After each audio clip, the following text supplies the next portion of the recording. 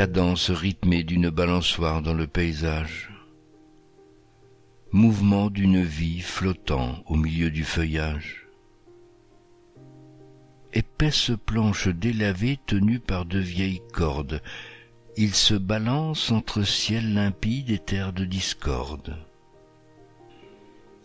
Le vent recueille au passage quelques larmes, sans bruit, en venant caresser les joues tièdes de l'enfant qui pâlit. Un espoir pourtant adoucit la tristesse de ses grands yeux. Il aimerait être un goéland pour s'en aller dans les cieux, car de tout là-haut il parlerait aux hommes de la terre. Il pourrait leur expliquer l'importance qu'il y a à se taire pour que puisse se diffuser la mélodie des chants divins qui, sans cesse, viennent se heurter contre le vacarme assourdissant du bruit des mensonges et des armes. Tiens, voilà que l'enfant ne pleure plus.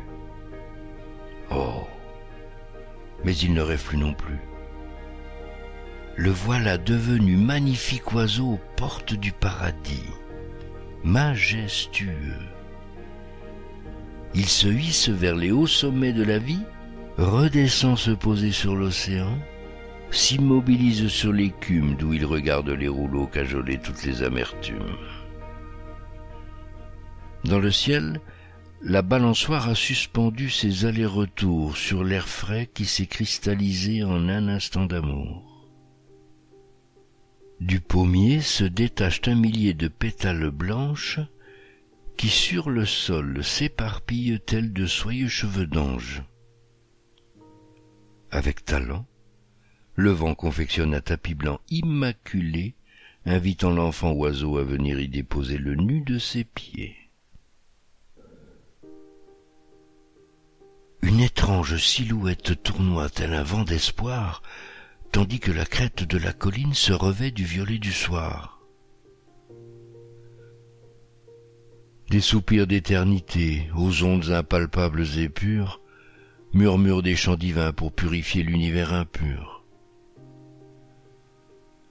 Enveloppé dans une écharpe de soie multicolore, l'enfant se relie à la connaissance cousue d'or. Lorsqu'il aura le pouvoir de changer l'ordre des choses, à sa mère il offrira de vastes jardins de fruits et de roses. En cet instant où son âme danse sur cette terre de paix, il s'imprègne d'un souffle fait d'amour et de liberté. Dans le silence, la lune rousse donne congé au soleil. Sur ce fond d'écran, l'ombre cède sa place aux merveilles. Comme dans un jardin à l'abandon où survivent les fleurs, quand la réalité étouffe sournoisement les élans du cœur. Déjà sonne au clocher l'heure de redescendre au village. À chacun de ses pas, la peur assombrira son beau visage. Sur celui de son père, l'alcool a déjà dévasté le charme. Chère maman, tu cacheras sans doute furtivement tes larmes. Et moi encore, je ferai semblant de ne pas les apercevoir. Dans l'antre de mes peurs mêlées, j'irai glisser mon désespoir. J'y convoquerai Dieu, quelques anges ainsi que tous les saints.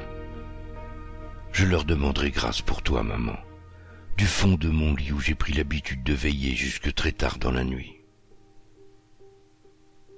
Un matin différent des autres, je prendrai petit frère par la main. Il m'accompagnera jusque sur la colline à l'autre bout du jardin. Avec toute ma tendresse, je le déposerai sur la vieille balançoire, et puis je lui raconterai que la vie est aussi une belle histoire. Je lui parlerai du goéland et de la neige en pétales de fleurs, tout en douceur afin que jamais ne s'assèche son petit cœur. Je lui enseignerai les ondes de l'amour par le souffle du vent pour que la grâce puisse couronner d'une auréole cet enfant. Voilà à quoi il pense en scrutant la lointaine ligne d'horizon. Voilà aussi sa force, amarrée au pouvoir de tous les pardons. Mais à présent qu'il lui faut quitter le tapis soyeux et blanc, comment faire pour maîtriser son cœur tout tremblotant? D'un pas traînant, il s'en retourne tristement vers le petit village, abandonnant là son rêve avec la balançoire devenue trop sage. Lentement, Dame Nature se glisse dans son vêtement noir.